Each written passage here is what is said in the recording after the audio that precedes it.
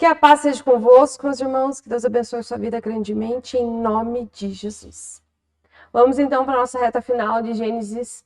Estamos nos últimos capítulos ali, terminamos de contar como é que foi ali a chegada de Jacó até o seu filho José. Vimos ali como é que foi ali essa questão toda dele ser recepcionado. E nós vamos então partir agora para o ponto onde que José apresenta então os seus irmãos, o seu pai, para o faraó.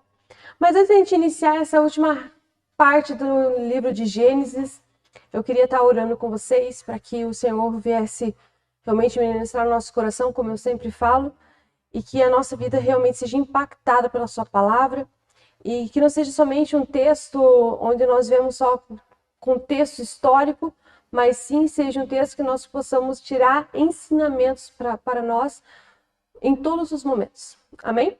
Então, eu gostaria que você fechasse seus olhos e que a tua mente agora, o seu coração esteja voltado para o Senhor e que você possa pedir para Ele, para que Ele possa ministrar na sua vida, ministrar no seu coração, transformar seu pensamento, transformar os seus preconceitos já prontos, formados da palavra, que estão ao contrário daquilo que o Senhor queria dizer, ministrar na sua vida. Amém? Soberano Deus e Pai, obrigada por este momento, obrigada por a gente estar na Tua casa, Jesus, obrigada pela oportunidade de ler Tuas Escrituras.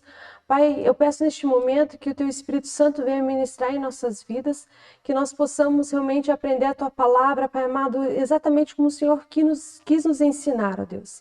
Que a Tua presença, Pai amado, que o Teu ensinamento, que o Teu discernimento venha tomar conta de toda a nossa vida, Pai amado, em nome de Jesus. Que os nossos conceitos já pré-formados, eles possam realmente ser transformados pelo aquilo que o Senhor quer colocar em nós, aquilo que o Senhor quer ensinar a nós, o Teu ensino completo, correto, Pai amado, em nome de Jesus. Perdoa as nossas falhas, perdoa os nossos preconceitos, perdoa os nossos erros, ó Deus, e que os Seus princípios, ó Pai amado, a Sua palavra, seja viva, seja, Pai, real em nossas vidas, e que nós possamos não ser somente ouvintes ou leitores das Escrituras, mas que possamos ser praticantes daquilo que o Senhor deixasse para nós, ó Pai amado. Muito obrigado. E nós entregamos a nossa mente, o nosso entendimento completamente para Ti. Em nome de Jesus, amém. Amém, amém, amém, amém. Nós vimos então ali, terminei falando na semana passada, que Judá, então, ele tomou a frente dessa liderança da família, foi ali ao encontro de José, para que José fosse até Gósen encontrar seu pai, e teve todo aquele momento daquele reencontro, um momento emocionante que teve ali. E nós terminamos falando, né, que José também aconselhou seus irmãos na hora que fosse falar com o faraó. E nós vamos ver então essa questão, o porquê disso, agora entrando já no capítulo 47, quando José vai dar as notícias ao faraó que realmente sua família está ali. Por mais que ele fosse o administrador de todo o Egito, todas as ordens, todos os direcionamentos vinham da vida de José, mas ele tinha um faraó, ele tinha alguém ali a quem dar ali o aval, a quem se direcionar, porque ainda assim era a pessoa com autoridade acima a dele. E quando ele chega então ali para dar as notícias ao faraó, fala que os pais, os irmãos chegaram e eles escolhem entre os irmãos ali 5 dos seus irmãos para apresentar ao faraó. Ele deixa uma ordenança muito clara, um direcionamento muito claro, que quando ele se apresentasse para o faraó, que eles dissessem que eles eram pastores, né? Desde as atividades dos seus antepassados, que eles fossem pastores. E por quê? Porque isso era uma profissão não bem vista pelos egípcios.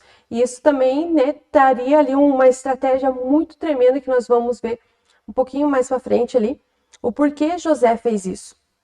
Então, José separa ali 5 dos seus irmãos, apresenta para o faraó ali pergunta para eles o que eles trabalhavam e tal.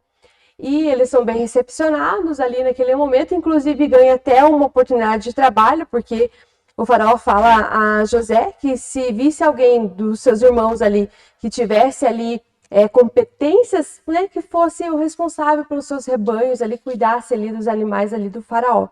Então eles não só foram recebidos no Egito bem, como também tiveram essa oportunidade de trabalhar para o faraó. Depois que José apresenta os seus irmãos ali, ele leva então Jacó até a presença do faraó. E quando Jacó chega ali na presença do faraó, ali no início do capítulo 48, Jacó já abençoa ele no chegar. Aí ele é bem recepcionado ali pelo faraó, o faraó faz perguntas, pergunta qual é a idade dele, ele fala ali, eu tenho 130 anos, né? Fala que foi uma vida difícil, conta ali uma parte ali para ele, desse tempo de peregrinação que Jacó teve. E ao sair ali, então, depois desse momento ali que eles estiveram junto, Jacó mais uma vez abençoa a vida do faraó. E tanto que o local onde eles estavam ali, Gósen ali, foi destinado então para a família de Jacó e os seus irmãos. Lembrando que esse tempo, já fazia 2 anos que a fome estava, e esse período ali do versículo 11 e 12 para o versículo 13 ali, tem uma longa distância nesse capítulo, porque esse capítulo começa com 2 anos de fome, e nós vemos ali o decorrer ali desse texto ali, com os outros 5 anos que seria um tempo de fome mais severo. Lembrando que esses 5 anos de fome mais severo era o cumprimento daqueles sonhos que o faraó teve, no qual José, pela graça do Senhor, né, revelou ao faraó, que era o tempo do tempo de escassez, o tempo de fome que causaria no Egito. Então nós vemos esse tempo ali de fome, de escassez, era tão grande, não só no Egito, como em toda a região ali próxima, inclusive na terra de Canaã ali. Nós vemos que os anos foram passando, os alimentos foi acabando ficando mais escasso para todos vinham no Egito comprar, não era só a população do Egito que comprava ali, mas todas as nações vizinhas iam até o Egito para comprar esse mantimento.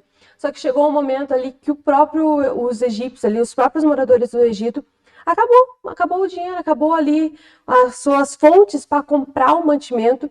E agora José tem uma nova estratégia para poder vender esses cereais, vender esses alimentos, porque ele era um excelente administrador, né? E ele trabalhava para o faraó. E o que ele fez então? Começou a comprar bens, começou a comprar os rebanhos, e quem dava essas opções era o próprio povo. E ele foi então comprando os bens, foi comprando os rebanhos, as pessoas, os próprios egípcios ali, até que no ano seguinte eles voltavam lá e falaram assim, ó, agora não temos mais dinheiro, não temos mais rebanhos, não temos mais bens para comprar. O que nos sobrou foi as nossas terras e o nosso serviço. E o que fez então José? Começou a comprar os terrenos dos próprios egípcios e eles se tornaram trabalhadores, né?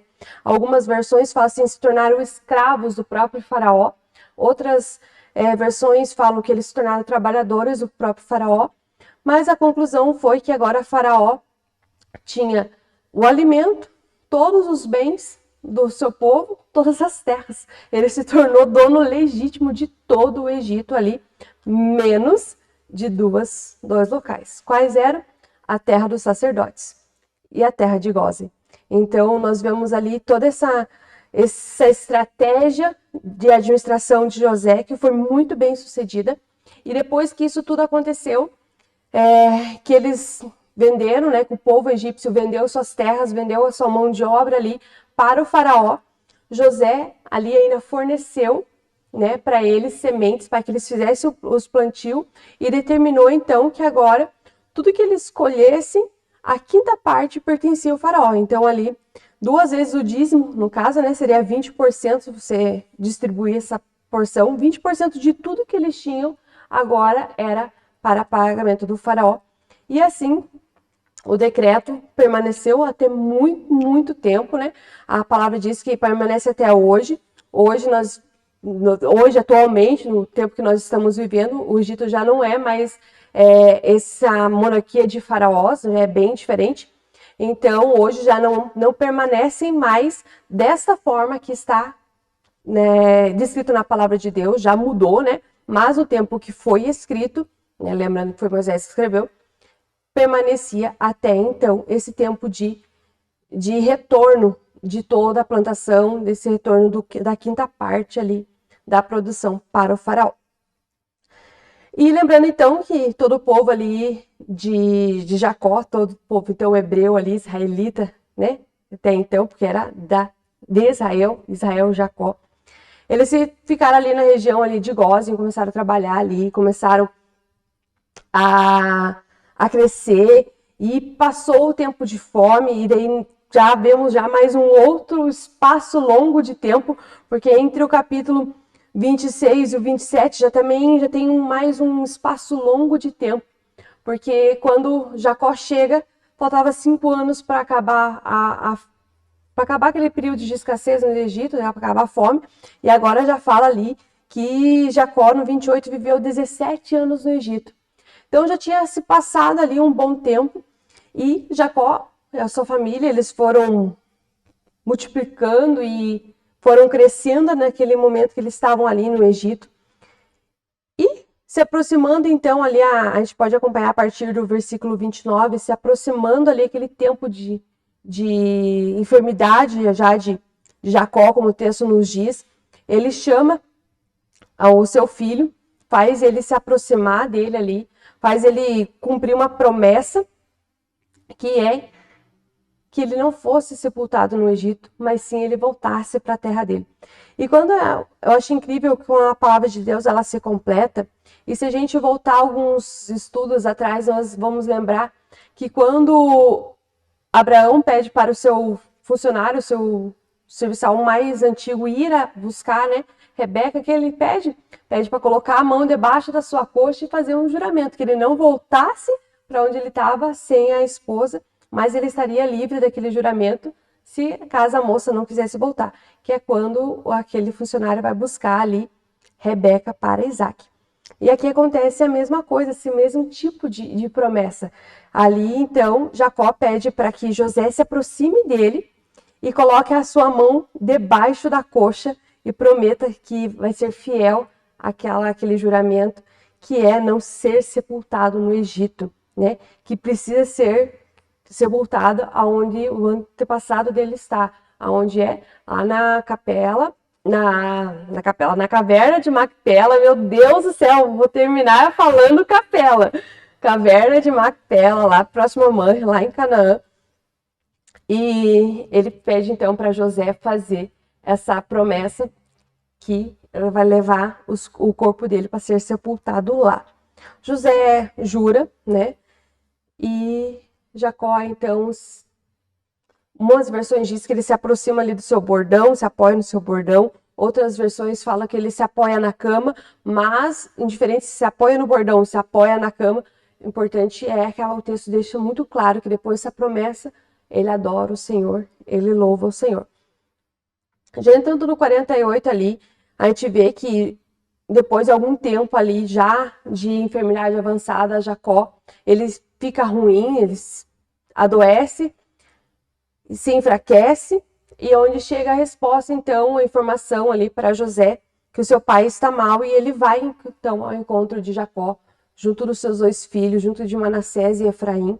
Ele vai ver o seu pai, ele, na hora que vê, né, Jacó, na hora que vê ali José se aproximando, tem forças, levanta na cama, fica próximo ali, conversa com o seu filho, e eu acho maravilhoso esse texto, porque mesmo com pouca força, Jacó reúne todas as suas forças. Então, assim, a gente vê o texto muito claro em questão a isso, que Jacó já estava realmente enfermo, mas no mesmo tempo de enfermidade, ele se levanta para cumprir mais uma etapa da vida dele, que é abençoar os seus filhos,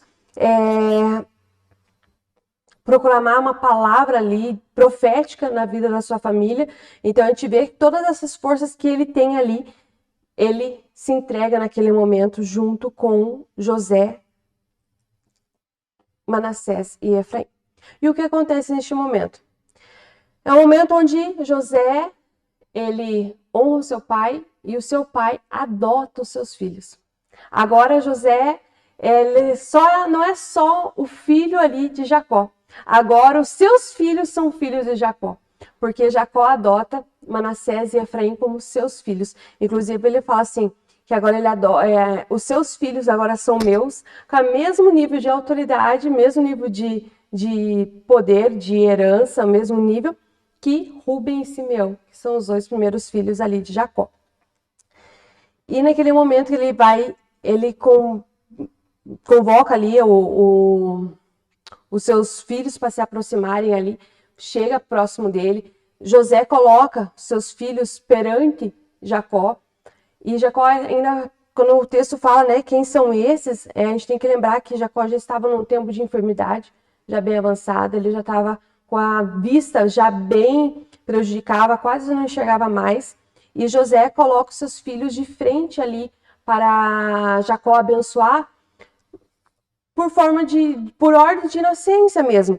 À direita coloca Manassés e à sua esquerda coloca Efraim. Porque na hora que Jacó fosse abençoar os seus filhos, abençoasse Manassés e abençoasse Efraim.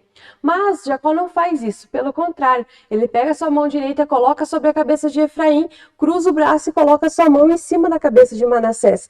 E quando ele começa ali a abençoar agora seus filhos, mas são na real seus netos, né? José fala assim, não, pai, ele vai tirar a mão a mão de Jacó de cima da cabeça de Efraim, e ele fala assim, não, é exatamente isso que eu vou fazer.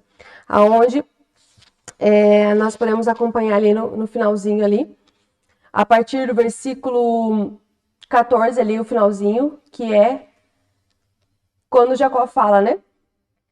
Abençoou a José, versículo 15, tá? Abençoou a José dizendo que Deus, né? Ali ele abençoou os seus filhos. E fala que invoca ali o nome de Deus sobre a vida deles, que o mesmo Deus de Abraão e Isaac agora está sobre a vida ali dos seus filhos. E é incrível como o Senhor trabalha essa questão, porque quando José ele está ali com os seus filhos perante Jacó, acontece algo maravilhoso, mais uma vez, pela terceira vez, porque Jacó abençoa a vida de Efraim, primeiramente, e depois abençoa a vida de Manassés. Só que Manassés é o filho primogênito e Efraim é o segundo. E a gente lembra que Isaac, ele era o segundo, mas se tornou o primeiro. Jacó era o segundo, mas se tornou o primeiro. Efraim é o segundo, mas se tornou o primeiro. E toda essa questão ali que José vê o seu pai abençoando, a gente pode acompanhar a partir do versículo 17 ali, vê ele abençoando os seus filhos, mesmo Jacó tendo consciência exatamente do que estava acontecendo, ele fala então ali para os meninos, né? Coloca sobre a vida de Efraim e Manassés, dizendo: o povo de Israel, versículo 20, o povo de Israel usará os seus nomes para abençoar uns aos outros com esta expressão: que Deus faça com você como fez a Efraim e a Manassés. E até hoje, realmente, essa é uma frase que é falada entre os judeus, que o Senhor de Israel abençoe a sua vida assim como foi de Efraim e Manassés. E após esse momento de abençoar ali, Jacó reúne seus filhos, chama todos os seus filhos ali juntos e todos ao seu lado, já entrando no 49, e Jacó então abençoa todos os seus filhos. Mas quando a gente começa a ler o texto, nós vemos que essas bênçãos que Jacó, que agora não abençoa só como um pai, ele abençoa como um líder, como um professor ali, como um profeta, mas ele também abençoa como uma nação, porque o texto começa falando que Jacó chama os seus filhos e depois fala assim, Israel abençoa os seus filhos. Então nós vemos essa separação dos dois nomes e às vezes a gente acha assim, só uma forma de não ficar repetindo Jacó. Não, não é uma forma só de repetir Jacó, porque Jacó não abençoa seus filhos somente como filhos, mas sim como tribos, como nações. Porque quando ele começa a falar e ele começa a proferir essas bênçãos, falar sobre os seus filhos, ele também não dá em ordem, né, de nascença, ele dá por ordem de mães. Então ele primeiro fala dos filhos de uma mãe, depois fala da outra, né, Leia, Zilpa, Bila e Raquel. E ele começa falando sobre os filhos Começando então por Rúben, que é filha de Léia, o primeiro filho que nasceu ali. Ele fala de Rúben, ele fala de Simeão, fala de Levi, e ele vai falando a respeito de cada filho. Eu vou pontuar essa questão daqui a pouco nos comentários adicionais sobre essas bênçãos, né? Eu vou só não pular essa parte, mas eu vou falar que realmente Jacó abençoou seus filhos como nação, e depois eu quero falar a respeito de cada uma delas e cada bênção dessa com vocês daqui a pouquinho.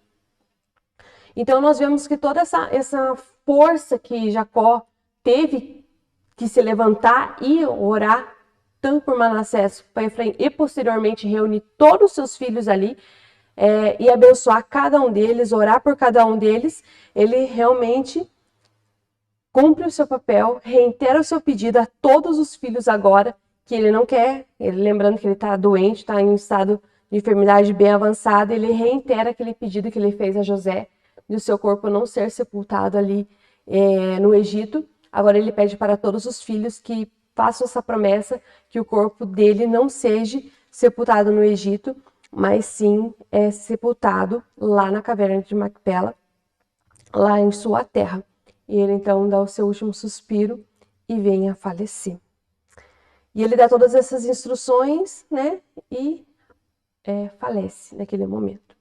Entrando já ali no capítulo 50, nós vemos que José se atira, né, sobre o pai, ele chora, ele beija esse momento. É um tempo dele sentir a dor da partida, né? Não só José, mas a gente vê todo esse contexto depois, os filhos sentindo essa dor dessa partida. Agora não é mais um choro de desespero, um choro de lamentos, mas sim um choro realmente de compaixão, de amor, de união ali que eles têm por seu pai, respeito. E José então pede então para que os médicos do Egito embalsamem ali o corpo ali de Jacó. E esse texto é caracterizado, no final de Gênesis, com dois momentos fúnebres, né?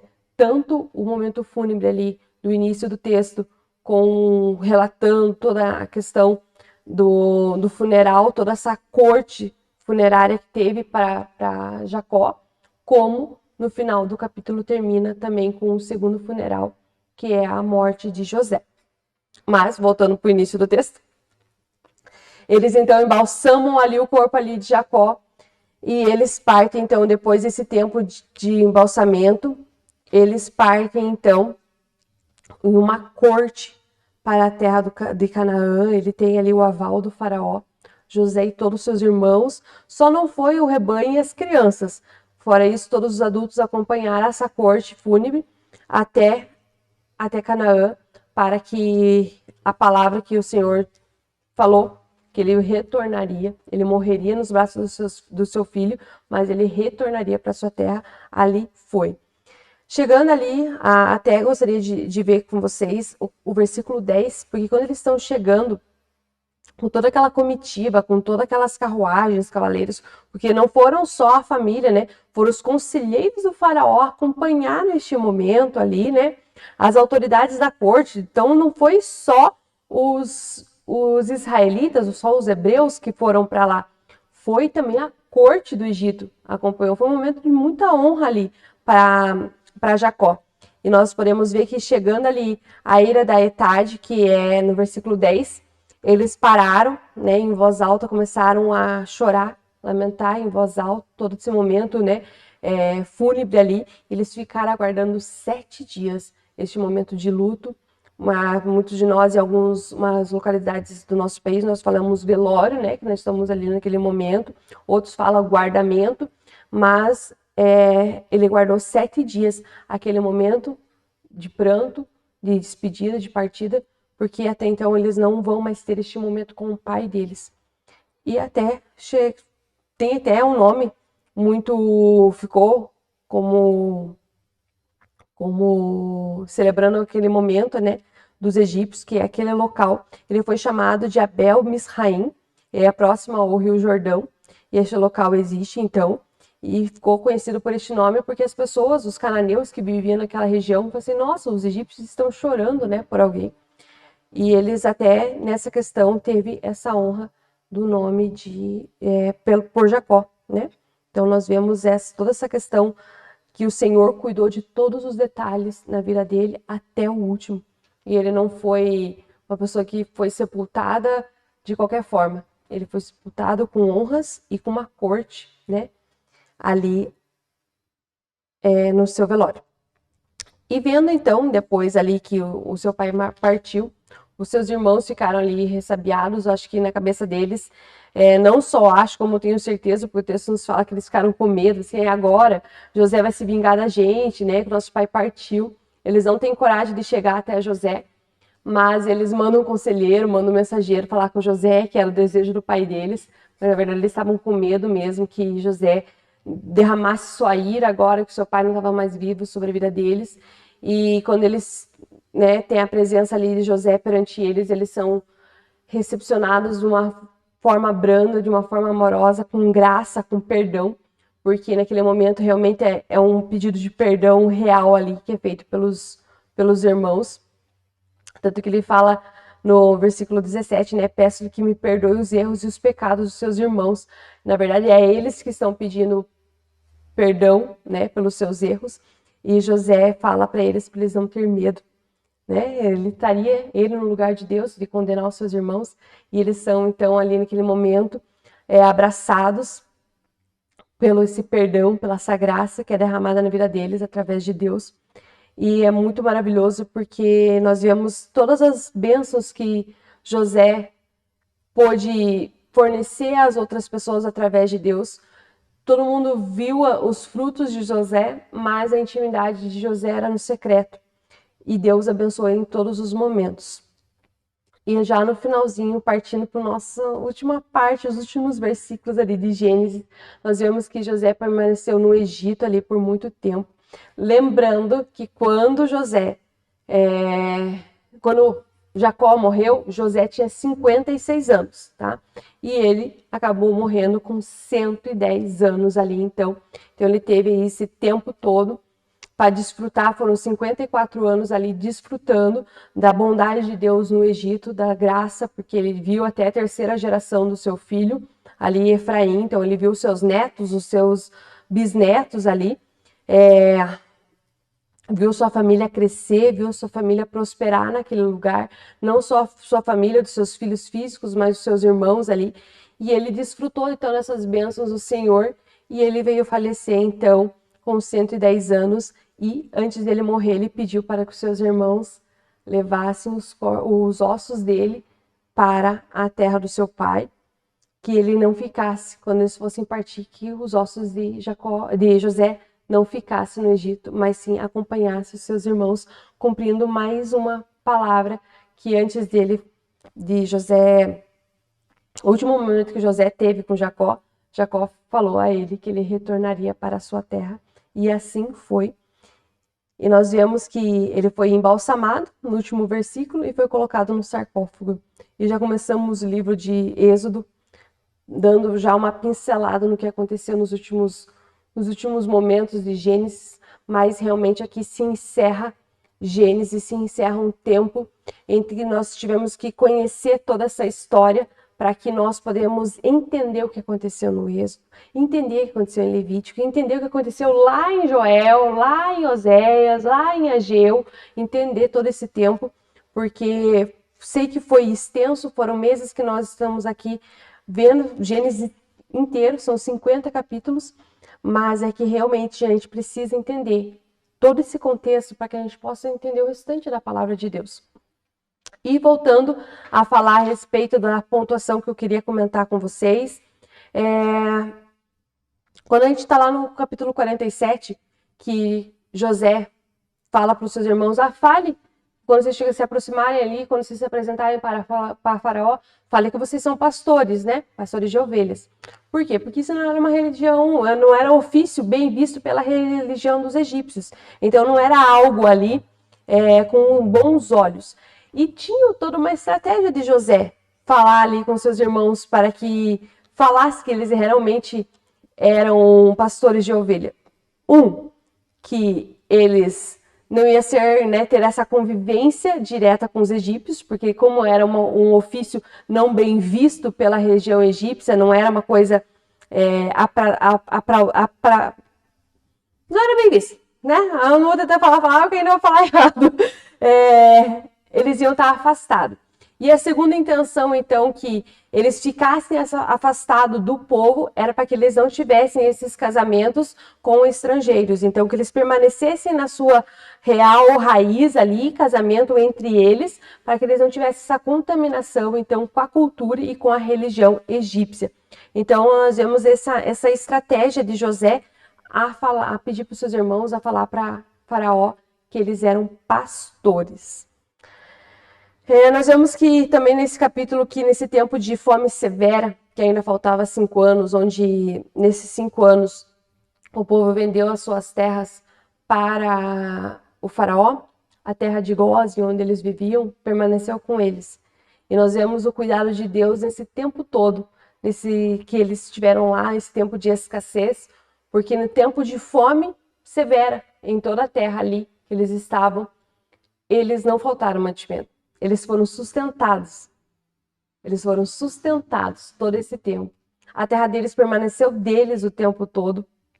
Enquanto os outros, né, vendiam suas terras, eles ganharam o direito da terra. E toda a sua família foi sustentada. Então, eles não precisaram se preocupar, porque Deus falou o que exatamente com ele? Não se preocupe, porque eu estarei com você no Egito. Desce para a terra do Egito. E foi isso que o Senhor falou para ele, quando ele parou lá em Berseba e adorou a Deus antes de chegar no Egito. E a terra dos sacerdotes também não foram tocadas, e é incrível quando o texto fala, porque essas duas terras eram ligadas a José. A terra de Gósen, que não foi vendida para o faraó, era ligada diretamente a José, porque era onde estava a terra do seu pai, agora dos seus irmãos, né? É onde estava toda a família de Jacó. E a terra dos sacerdotes, que também era ligada a José, porque lembrando que ele casou com uma filha de sacerdote, então ele se tornou uma extensão da família de sacerdotes do Egito. E essas duas terras não foram, então, pertencentes ao faraó. Mais outras informações do capítulo 47 é aqui. Deixa eu ver aqui. Que o cumprimento, mas isso já falei durante o texto, né, que houve um cumprimento da palavra de Deus, quando Deus falou para Jacó que ele morreria no colo do seu filho, né, estaria retornando, e assim aconteceu. Mas isso era só uma pontuação, porque no capítulo 48 nós vemos ali Jacó entorgando então esse direito, orando pelos seus dois filhos, então agora adotivos, Efraim e Manassés, e falei também a respeito do filho, né, tomar o local do primogênito, que isso é a terceira vez que acontece na história. Isaac ficou no lugar de Ismael, Jacó ficou no lugar de Esaú, agora Efraim fica no lugar de Manassés. E o reconhecimento, gostaria de trazer muito essa pontuação que eu anotei aqui para conversar com vocês, no finalzinho, o reconhecimento que José faz a respeito de Deus. Porque o tempo todo que ele peregrina, ele conhece ali que Deus abençoe ele o tempo todo. Ele faz essa oração literalmente para que Deus abençoe ele. Quando ele ora por José, ele fala, né? O Deus a quem serviram os meus pais, né? Quem eu servi. O Deus tem sido meu pastor em toda a minha vida. Longe que me redimiu do mal, né? Eles sejam testemunhos. Quando ele vai abençoar ali, mais uma vez, né? Que Deus faça a vocês. Ele abençoa todos os seus filhos. Porque todo tempo o texto nos mostra como Jacó fala, que Deus abençoe, né? Até quando ele vai orar ali por José, ele fala assim: o Deus a quem serviram os meus pais, o Deus de Abraão, o Deus de Isaac, o Deus que tem sido meu pastor. Então, todo tempo de peregrinação, ele reconhece o Senhor, ele louva o Senhor, trazendo toda essa honra a ele. E toda vez que ele vai abençoar a vida dos seus filhos, que ele dá esse direito ao seu, tanto que ele dá ali no finalzinho do texto, o direito da terra que ele conquistou, ele honra José com aquele direito de terra, mas ele honra primeiramente a Deus por estar com ele o tempo todo. Então nós vemos essa entrega total de Jacó ao Senhor. A gente acompanhou todo esse contexto da vida de Jacó, desde a questão dele sair lá da terra com seu pai, contrito com Esaú, e nós vemos todo esse trajeto, um início não muito favorável, não muito belo, nada belo, mas um final lindo, maravilhoso, porque não só ele tem um relacionamento com o Senhor, ele tem uma entrega com o Senhor, como ele entrega todos a sua casa, todos os seus filhos, todos os seus netos, tudo que ele tinha, tudo pertence ao Senhor, e ele deixa isso muito claro. No capítulo 49, então, quando ele vai abençoar os seus filhos, seus últimos suspiros de vida, ele começa então a abençoar cada um dos seus filhos. Não abençoa ele por ordem de nascença, mas sim abençoa ele por ordem de mães, né? Então ele começa abençoando ali os filhos, primeiramente de Leia. O texto dá de forma muito poética essa questão, tanto que ele começa a falar de Rúben, fala que ele é o primogênito, é a força do meu primeiro vigor, é o suporte superior em honra, superior em poder, mais turbulento como as águas, já não era mais superior. Ele vai falando de forma muito poética e eu quero trazer esse texto de forma mais entendível para nós, para o nosso contexto, que nem todos que estão acompanhando têm esse conhecimento de todas as palavras poéticas ou entendimento do texto completo. E eu queria realmente trazer essa questão dessa bênção que foi pública, não foi no secreto, foi pública, foi profética, porque eram coisas que haveriam de acontecer. Os seus filhos não são só seus filhos, mas ele está se referindo a como tribos.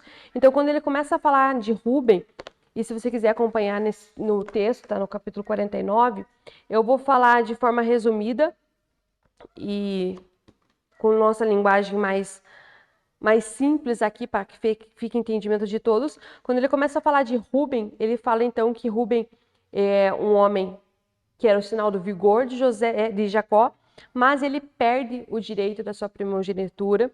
Ele era um homem de domínio próprio, um homem profanador, um homem sem liderança. Por quê? Porque porque Jacó não esqueceu que Rúben profanou o leito com a sua concubina. E isso ficou marcado. Se a gente voltar a alguns estudos, eu comentei a respeito disso. E eu falei que isso teria consequências e que nós viríamos essa consequência lá na frente. E foi exatamente o que aconteceu, essa consequência do pecado de Rúben com a sua concubina ali, a concubina de Jacó, fez que ele perdesse, então, esse direito da primogenitura, perdesse os direitos, a honra, né? Perdesse ali o poder que ele tinha, toda a sua herança de bênção ele perdeu porque ele profanou o leito do seu pai. E ele fala então ali, deixa muito claro. E o próximo filho que ele começa a falar, então, é Simeão e Levi. Eles não são chamados neste momento só porque eles são filhos da mesma mãe, mas eles são chamados juntos neste momento porque eles partilham dos mesmos crimes. Lembrando que quando aconteceu a situação com Diná, quem foi que entrou e matou todo mundo, né? Foi exatamente Simeão e Levi. E então eles são chamados neste momento junto. E Jacó deixa bem claro que eles serão espalhados pela nação. Eles não ficarão, eles serão dispersos. Simeão não teve uma tribo, mas Levi, depois, pela misericórdia do Senhor, transformou esse mal em bênção e se tornou uma tribo de sacerdotes e levitas, né, que cuidaram do templo. Mas nessa primeira bênção ali que Jacó profere aos seus filhos, não deixa isso bem claro, só fala que eles serão dispersados na terra de Israel e eles não tiveram terra. Vou falar que era a terra deles. Aí ele começa a falar então de Zebulon, que Zebulon é um homem enérgico, próspero, e ele vai se destacar muito no comércio marítimo. E realmente nós vemos lá na frente essas qualificações dos seus filhos sendo muito claras depois nos destaques das qualidades e defeitos das tribos, que nós vamos ver durante o próximo conteúdo, que vamos falar a respeito das tribos de Israel. Então, Zebulon fica com essa parte dessa perícia, né? Ser perito no comércio marítimo. e ele tem toda a questão ali da beira do mar, ele se torna um porto, as fronteiras eles são longínquas. Isacar, que é o próximo filho, ele é destacado então com uma força descomunal de um jumento que carrega suas, carrega suas pesadas cargas ali. E ele, quando percebe um lugar bom, ele repousa. Isso quer dizer, então, que ele é de uma força descomunal, mas para manter a paz, para manter a tranquilidade, ele aceita o jeito que está aí, permanece ali, passivo. Dan recebe o poder de julgar, né? O seu próximo filho recebe o poder de julgar os seus demais ali, os seus irmãos, as nações próximas, mas o julgamento ali de Dan é um julgamento agressivo, é um julgamento perigoso, porque lembrando até que Sansão veio, né, dessa tribo de Dan. Então, para cometer os seus atos de justiça, eles usavam da força, da agressividade e nem sempre era tão justo perante os olhos de todos. Gad mostra então ali, destaca como um povo guerreiro, excelentes guerreiros, inclusive, deixa bem claro o texto ali. Nós podemos acompanhar a partir do versículo 19 ali, exatamente, né? Que será atacado por um bando, mas ele atacará e o perseguirá. Então, nós vemos esse destaque, até depois nós veremos na tribo, como já falei, que serão excelentes guerreiros, eles atacarão, eles celebrarão esses momentos, eles perseguirão, eles estarão firmes ali. Aser, seu filho, é destacado com prosperidade e riqueza. Nós vemos essa beleza quando ele fala de Aser ali, que a mesa de Aser será farta e ele oferecerá manjares a reis. Então nós vemos que é um filho muito próspero, é uma tribo muito próspera ali e realmente servirá as realezas da mesa ali, da prosperidade de Aser ali, da tribo de Aser ali, alcançará a realeza, é a classe mais nobre que eles estarão ali sustentando com seus mantimentos. Naphtali é destacado como a gazela, no momento ali uma gazela solta, por isso faz festas, mas o texto nos traz essa questão que Naphtali é destacado com essa agilidade, com essa alegria, com essa espontaneidade e ele tem um poder na palavra.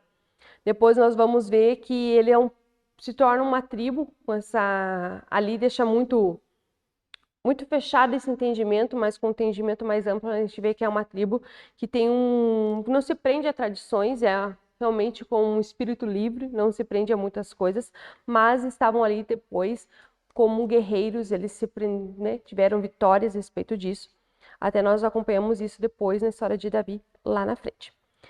Ele começa então a abençoar ali José, fala que José é como uma árvore frutífera, uma árvore que beira uma fonte, galhos que ultrapassam por cima de muro. E nós vemos essa questão de José como realmente ele foi um homem frutífero, abençoado, não só abençoou, foi abençoado para si mesmo, abençoado sua família, mas como abençoou muitas nações.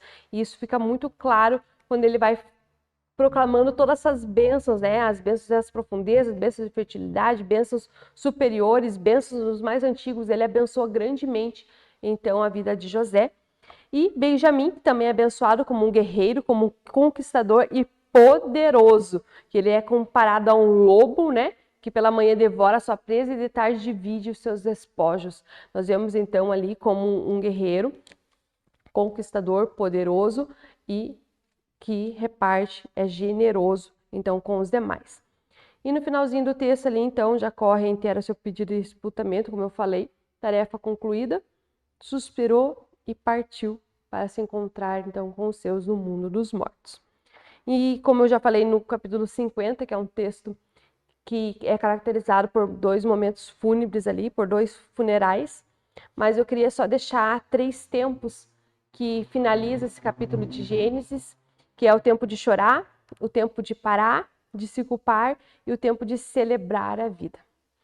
Porque esse capítulo, por mais que tem 2 momentos fúnebres ali, que é o momento fúnebre de Jacó e termina com o momento fúnebre de José, mas é um tempo de chorar, não de rancor, não de desespero, mas sim por fraternidade, assim, por compaixão, assim, por realmente uma união de uma família.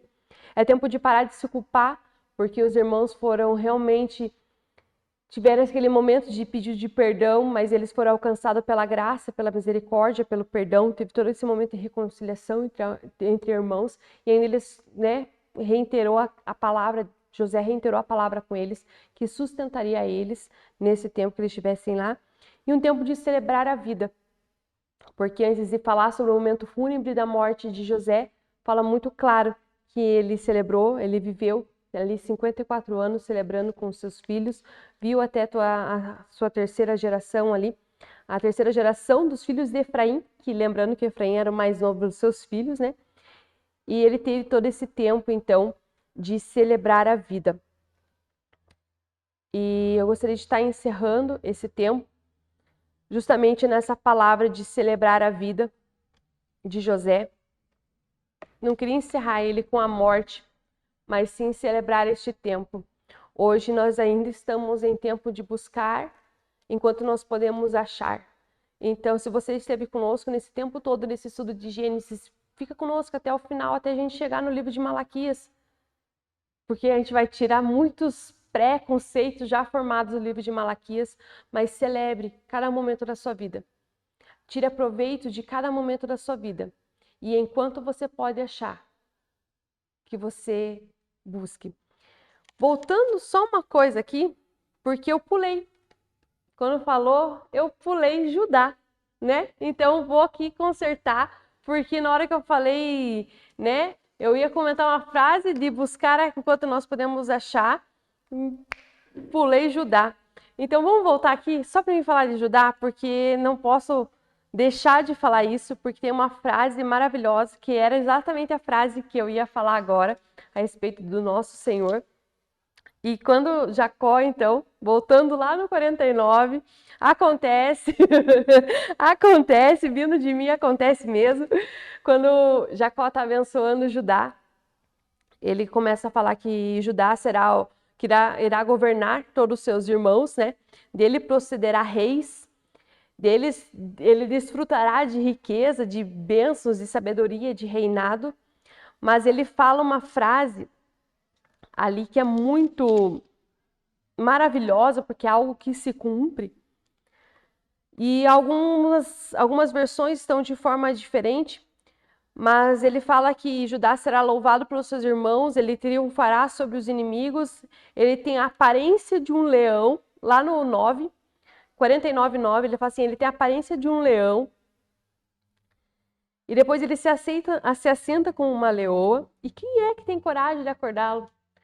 Mas a frase, versículo que se concretiza, porque realmente de Judá vem reis, de Judá vem Davi, de Judá vem o nosso Senhor Jesus Cristo, então nós vemos isso se cumprindo, e nós vemos essa profecia embutida dentro dessa bênção de Jacó, quando ele fala no 10, o cedro não se apartará de Judá, nem o bastão de comando dos seus descendentes. Eu estou lendo a versão NVI.